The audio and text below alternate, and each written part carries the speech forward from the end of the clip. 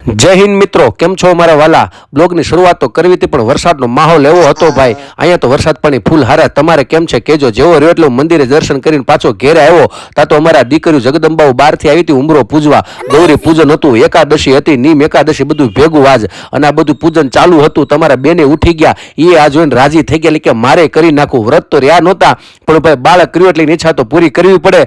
તાત્કાલિક અમારા મોટા બેન એને તૈયાર કરવા માંડ્યા. મસ્ત મસ્ત તૈયાર કર્યા અને પછી થાળીમાં કંકુ ચોખા ને ફૂલ લઈને અને ઉમરો પૂજવાની શરૂઆત તમારા ઘેરેથી જ કરી અને સ્વસ્તિક બનાવી નાખ્યું હાથે શીખવાડ્યા વગેરે. કેવું બને એવું કોમેન્ટમાં ખાસ કહેજો. અમારા બેને રાજી થઈ જાય અને સબસ્ક્રાઇબ કરી નાખો એટલે અમે રાજી થઈ જાય અને આવો નવો વિડીયો જોયા એટલે તમે રાજી થઈ જાઓ મારા વાલા. પછી પૂજન કર્યું, અહીંયા ઉપર બે ઘરને પૂજન કર્યું, નીચે ઘરને પૂજન કર્યું અને પછી પૂજન કરતા કરતા રોડે ચડ્યા ને બે ઘર બારે કરી આવ્યા. બધા રાજી થઈ ગયા અને જેવા ઘેરે આવ્યા એટલે એકાદશીનો માહોલ. થોડી ખાલી ભૂખ લાગે આપણને, આદત નહીં બહુ ભૂખ્યું રહેવાની પણ એકાદશી તો રહેવાની હો. એટલે રસ લઈ આવ્યો અને હરવાર બટેકા ને બાફેલા બધું કરીને